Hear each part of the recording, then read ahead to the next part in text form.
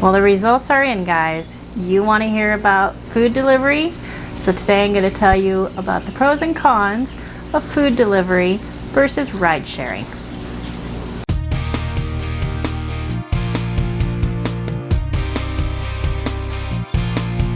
Hi, my name is Lori and I'm the Nebraska Lady Driver.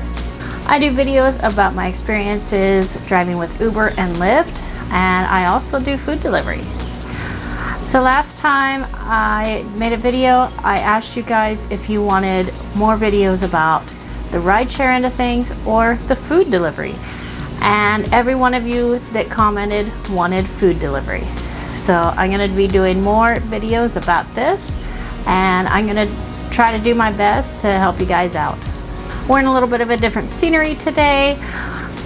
Since it's summer and it's really hard for me to get out sometimes, then I thought it would be a little bit interesting to do a video from home.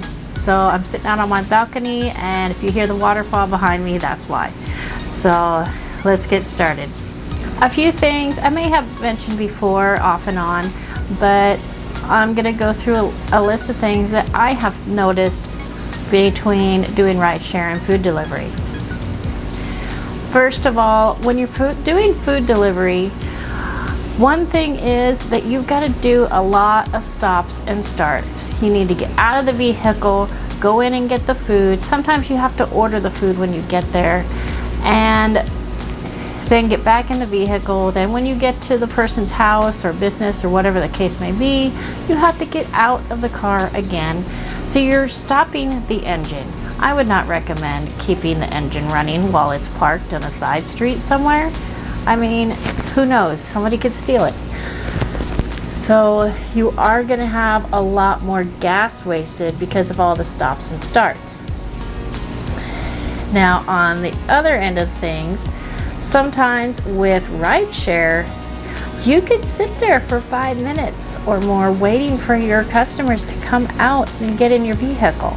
So that kind of sucks sometimes too. On the bright side though, if you waited for 5 minutes, then you can have the option of getting a fee from Uber or Lyft, depending on what it is in your area. They may give you $3.95, $5, something in that price range for you just for showing up and having a no-show. If your passenger never shows up, then you still get paid. Now, on the food delivery end, I've only had that happen once, and that was with DoorDash. I ended up being told that I had to wait for 30 minutes before I was allowed to leave. That they want to make sure that the person isn't there when you're delivering the food to them. And then I was told to take the food back, which they can't reuse it anyway at that point, so I don't know why they want you to do that. But that's what DoorDash had told me at that time. It may have changed since then. It's been over a year ago. One thing I will say though for food delivery is I feel like I get a lot more tips. It is generally thought of that when you order food, whether it's the pizza guy or whatever food service you might have in your area, generally speaking, we give tips for food delivery. We go into a nice restaurant and we tip the waiter. So 9 times out of 10, people think, yeah, I should tip when I get food delivered. So you will have a lot more tips. Whereas in rideshare, people really haven't figured that out yet. Some people haven't. That is something that it's more polite or whatever the case, whatever you want to call it.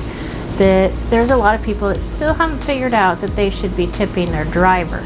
They just think, oh well, they get paid. Well, not quite like that, but you know, what are you gonna do? So I've noticed that I do get a lot more tips for the food delivery. Another nice thing about food delivery is I don't have to have anyone in my car, and I feel a lot safer doing it. I mean, if I show up at a house, I'm not going to be having some strange person in my car. And I know in the bigger cities, a lot of stories out there are going around about passengers that are threatening their drivers, and drivers are quitting because of it. I mean, it's a really scary thing in those bigger cities. I'm not so worried about it in Lincoln, Nebraska, but I would definitely say that food delivery, I do feel a lot safer. If it's late at night and I'm going to an area and it looks a little creepy, I'm very cautious about it. I will call the person to make sure which door to go to or something like that, and just be extra careful when I'm out there. But I don't really like to do food delivery late at night. I pretty much do ride share in the later evenings, just because number one, it's busier for ride share in those hours, and number two, the safety aspect. I just don't like the idea of going to some dark, gloomy looking neighborhood and having to drop off food at someone's house and maybe have to go down an alley into a back door of an apartment building. That happened to me once. I had to go to the back of a house. It was made into about 4 apartments, and it was kind of creepy looking, but you know, I turned out okay. I didn't get hurt or anything, but even the girl that lived there said that she always liked to come out and meet people if she could because of that reason. But definitely be careful if you're going to do food delivery late at night, because you never know what kind of area you're going into. On the plus side of food delivery, I've noticed that I can get the address a little bit easier off of the food delivery app. When you have a Uber or Lyft ride, you can't get the address that your destination is for until you actually get there and pick up the passenger. When you get a request for food delivery, I know a lot of times it will say you're picking up at this restaurant and it's a 5-minute drive or something like that. And I can't recall because I haven't done it for a little while, but I remember going into one of the apps and seeing the exact address before I even picked up the food. So that is a nice little feature. I'll check into that a little bit more. I haven't really done a lot of food delivery lately because of the fact that, first of all, my car wasn't running, and now that I got a new car, I've been doing mostly ride share. But I do plan to do food delivery again, so I just want to be honest with you guys and let you know that, you know, it's been a little while, but I have been planning on doing it even before you said that you wanted to hear more about the food delivery end of things. But I'm going to, hopefully this week, do some more of that so I can keep up to date on what's going on with it and help you guys out. And also, you know, it is good money. You keep track of your expenses the same way you would with Uber and Lyft. You log your miles and you keep track of any expenses that you have in your business, just like you would with Uber and Lyft. And I know I did a video a while back about that, and I'm planning on, I actually have made a video about the taxes for Uber and Lyft drivers, and it applies for food delivery as well. And I'll get that posted here in the next couple of weeks.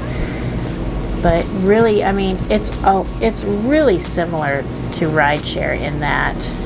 So it's all on your preference. If you don't like the idea of somebody, you know, picking up people at the bar, having some strange people in your car, having the possibility that someone could get sick or just make a mess in your car, then food delivery is the way to go. You don't have to worry about that. I mean, you're gonna have the smell of food in your car, but hey, who doesn't like to smell that? But you're not gonna have the problems of dealing with the people like you do with rideshare. I mean, even when I do Instacart, that's another thing I consider in the food delivery side. I really like Instacart because I get to go into the grocery store and I'm getting paid for that time. I'm not wasting my gas while I'm doing their shopping, and I'm getting paid. And then I just have to take the groceries to their house. And while I'm unloading the vehicle, I can stop the engine again and save the gas during that time and help them load the groceries into their car. Sometimes it's a small order, sometimes it's a large order. And the only thing is Instacart is I have been trying to get hours and I cannot get a schedule. Schedules are already filled up by the time I'm able to go in there and try to get a shift. So honestly, I don't know if I'll be able to do Instacart again, but I'll keep trying and see what happens. So I would definitely recommend, if you're doing Instacart, you've got to have a backup plan, because if you can't get the hours, like the difficulty I'm having, then try some of the other services like DoorDash, Postmates, and we've also got Grubhub in the area. I'm trying to get signed up with that. I've been going back and forth with emails with those guys. They seem like a really good company. Their pay structure sounds a lot better than the other companies. But my issue is I can't get into the account. So that's a long story, but hopefully I will get that cleared in the next couple of weeks and we'll be able to try it out and let you guys know what it's like. But I just wanted to share my 10 cents on the differences between the rideshare and food delivery, and I'll be coming up with some new videos. If there's something specific that you would want to know about food delivery, then please leave a comment down below and I will get back to you as soon as I can, and I might even make a video about it in the future. Because if you are asking that question, I'm sure there's others that are wondering the same thing. And while you're here, don't forget, like this video and subscribe to my channel if you haven't already, and hit that bell icon and get your notifications turned on so that you know each time I create a new video. And don't forget to check out the links below. You can sign up for my newsletter and you also get notified there in case YouTube isn't notifying you. Until next time, be safe out there.